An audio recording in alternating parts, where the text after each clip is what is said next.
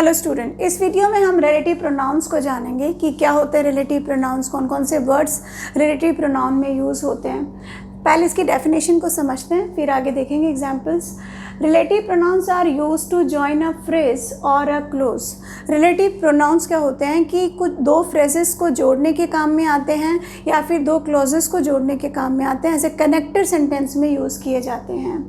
जैसे कि एक एग्जाम्पल से इस डेफिनेशन को समझते हैं। The boy who won the competition is my best friend. तो यहाँ पर ये हु जो है एज ए कनेक्टर है और इन दो फ्रेज को ये कनेक्ट करने का काम कर रहा है। कौन सी फ्रेज? ये जो फर्स्ट फ्रेज है, ये जो first part group of word है, ये क्या है? नाउन फ्रेज है, क्योंकि इसमें नाउन वर्ड क्या है? हेड वर्ड है। और यहाँ पर ये वर्ब है और इसे हम वर्ब फ्रेज भी बोल देते हैं, क्योंकि एक सिंगल वर्ब भी वर्ब फ्रेज बनाती है। तो ये वर्ब का सिंगल वर्ड भी है और वर्ब कह लो इसे पार्ट्स ऑफ स्पीच में, या फ्रेज की लैंग्वेज में से वर्ब फ्रेज कह दो। तो इन वर्ब फ्रेज और नाउन फ्रेज को कनेक्ट करने का काम ये कौन कर रहा है? हु कर रहा है। और हु एज ए कनेक्टर है यहाँ पे, तो ये हु क्या हुआ? रिलेटिव प्रोनाउन हुआ। ऐसे ये डेफिनेशन इस तरीके से आपको समझनी है। अब यहाँ पे हम देखते हैं कि ये कुछ वर्ड्स हैं जो कि रिलेटिव प्रोनाउंस होते हैं। हु, हुम, हुज, व्हाट, विच, दैट। और दैट से ऊपर वाले देखिए स्टूडेंट, दैट से ऊपर वाले जितने भी वर्ड्स हैं ये इंटेरोगेटिव प्रोनाउन में भी सेम वर्ड, ये 5 वर्ड्स यूज़ हुए हैं।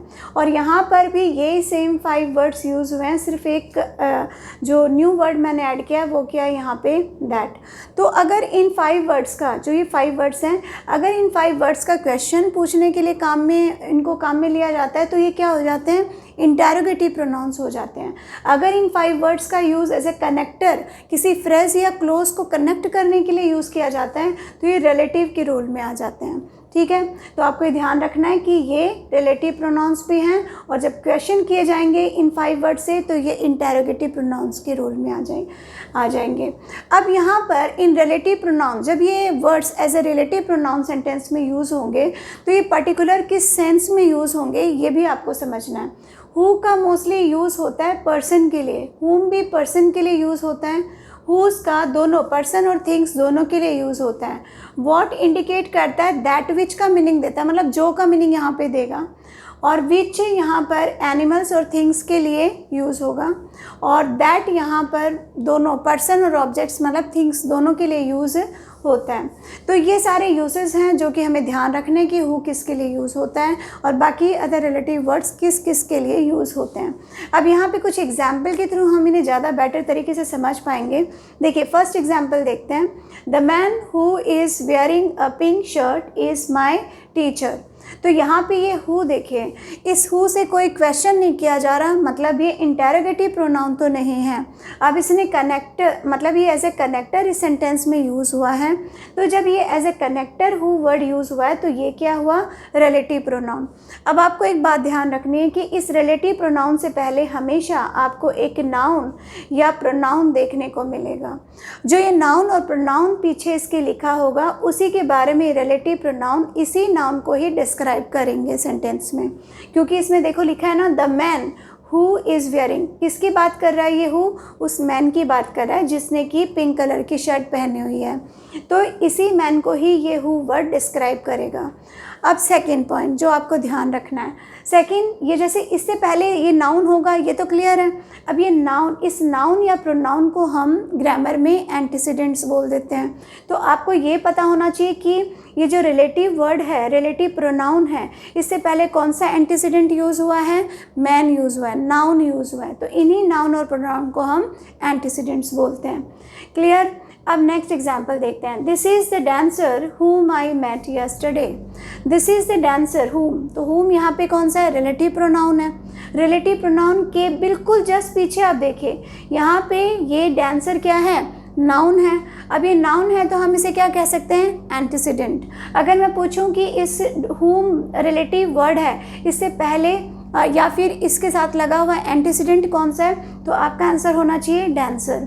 ठीक है, तो यहाँ पे ये एज अ नाउन यहाँ पे एंटीसीडेंट हुआ इसका, और इसी डांसर को ही ये वर्ड रिलेटिव वर्ड क्या कर रहा है? डिस्क्राइब कर रहा है, इसी के बारे में ही बात कर रहा है।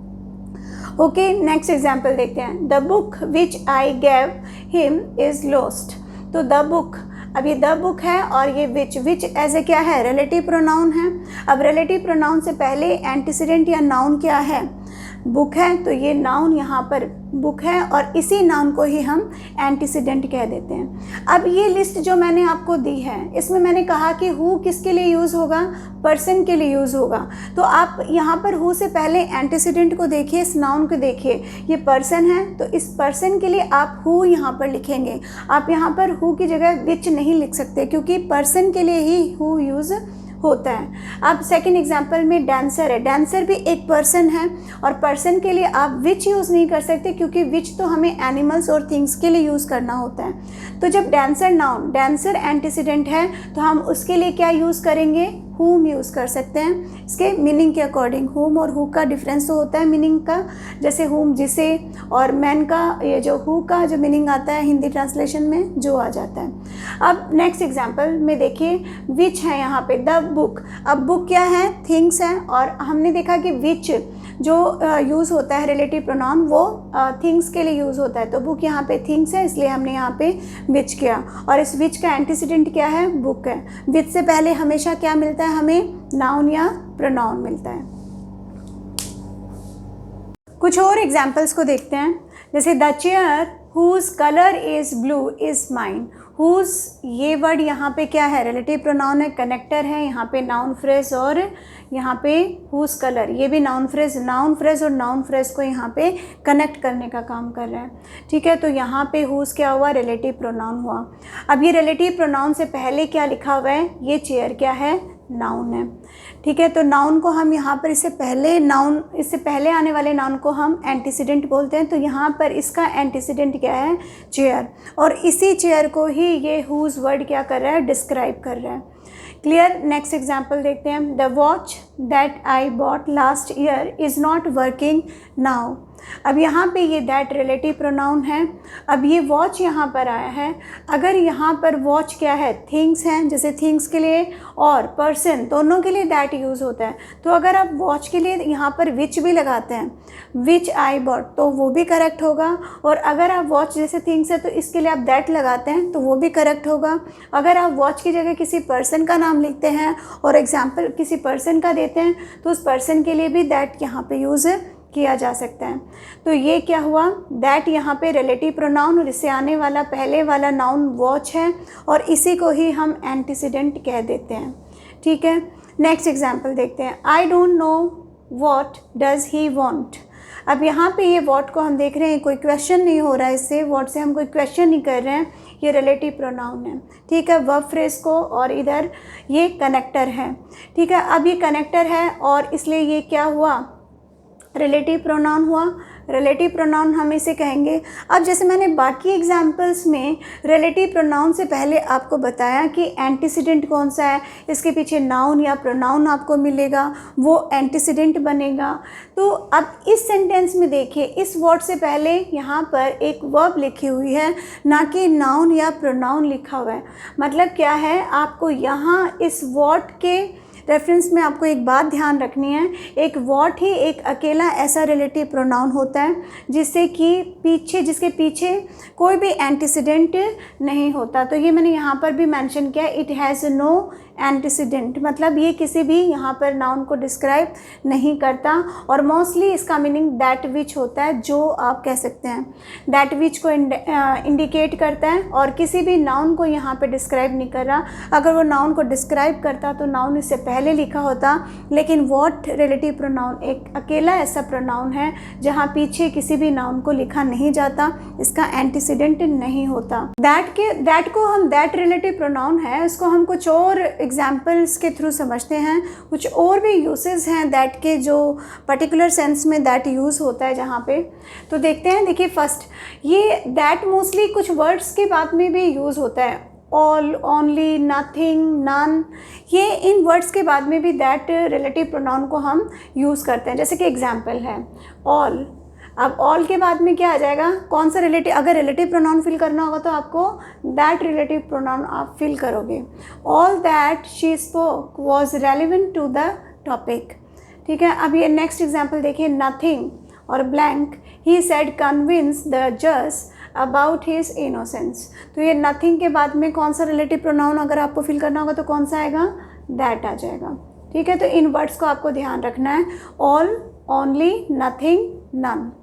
नेक्स्ट इसमें जो इसका यूज़ होता है रिलेटिव प्रोनाउन दैट का, मोस्टली एडजेक्टिव के सुपरलेटिव डिग्री में एडजेक्टिव के बाद भी दैट को लिखा जाता है। He is the fastest runner that we have ever seen. अब यहाँ पे ये देखिए, जैसे ही फास्टेस्ट क्या है, सुपरलेटिव डिग्री है, और यहाँ पे ये सुपरलेटिव डिग्री में एडजेक्टिव की सुपरलेटिव डिग्री है, तो उसके बाद में ये क्या आएगा, दैट रिलेटिव प्रोनाउन यहाँ पे यूज़ होता है। तो ऐसे हमने देखा कि दैट के 3 यूजेस हमने यहाँ पे देखे। फर्स्ट, दैट पर्सन और थिंग्स दोनों के लिए यूज़ होता है, और सेकेंडली ये ऑल, ओनली, नथिंग, नन ऐसे वर्ड्स के बाद में यूज़ होता है, और एडजेक्टिव के बाद में यूज़ होता है सुपरलेटिव डिग्री में। तो ये दैट के सेपरेट यूजेस हैं जो हमें ध्यान। जैसे वॉट के कुछ और एग्जाम्पल्स देखते हैं। वॉट क्या होता है, रिलेटिव प्रोनाउन होता है जो कि मोस्टली थिंग्स को रिफ़र करता है। ठीक है, अब सेंटेंस में देखते हैं, she had purchased what she wanted to buy. तो ये वॉट यहाँ पे क्या है, रिलेटिव प्रोनाउन वॉट है, और मैंने कहा कि रिलेटिव प्रोनाउन जितने भी होंगे उनके पीछे उनके पीछे एक नाउन और प्रोनाउन हमेशा मिलता है, लेकिन इसके पीछे नाउन और प्रोनाउन नहीं है, मतलब इस वर्ड का कोई एंटीसीडेंट नहीं है यहाँ पे, और ये मोस्टली थिंग्स को रिफ़र करेगा। तो ये आपको ध्यान रखना था, मैंने फिर से रिपीट किया है इस एग्जाम्पल को कि आप इसे ध्यान रखें। जैसे कि इस एग्जाम्पल में देखते हैं, God helps those who help themselves. अब हु यहाँ पर क्या है, रिलेटिव प्रोनाउन है। अब हु यहाँ पर रिलेटिव प्रोनाउन है, तो ये मतलब किसको डिस्क्राइब कर रहा है, गॉड को डिस्क्राइब कर रहा है या दोस्त को डिस्क्राइब कर रहा है। जो इसके पीछे जो नाउन और प्रोनाउन लगे होते हैं, लिखे रहते हैं, इनको ये डिस्क्राइब करते हैं। ये गॉड को डिस्क्राइब नहीं कर रहा हु, ये यहाँ हु डिस्क्राइब कर रहा है दोस्त को, और दोस्त यहाँ पर क्या है, प्रोनाउन। तो मैंने कहा कि ये रिलेटिव प्रोनाउन से पहले रिलेटिव जो ये प्रोनाउंस हैं इनके पीछे हमेशा एक नाउन या प्रोनाउन लिखा मिलेगा। इस बार हमने देखा कि प्रोनाउन लिखा हुआ है, तो मतलब इस प्रोनाउन को, मतलब ये जो लोग हैं इन्हीं को ये हु यहाँ पर डिस्क्राइब कर रहा है, और हु आपको पता है ये पर्सन के लिए आता है, तो दोज यहाँ पे पर्सन को इंडिकेट कर रहा है और प्रोनाउन है, और इसी प्रोनाउन को, इसी दोज वर्ड को ये हु यहाँ पे डिस्क्राइब कर रहा है। तो इसका एंटीसीडेंट क्या हुआ, हु रिलेटिव प्रोनाउन का एंटीसीडेंट क्या हुआ, यहाँ पे दोज हुआ। तो ये सारी बातें हमें ध्यान रखनी है। व्हाट को, दैट को मैंने थोड़ा फिर से बताया जिससे कि आपको ध्यान रहे इनके यूसेस। Thank you.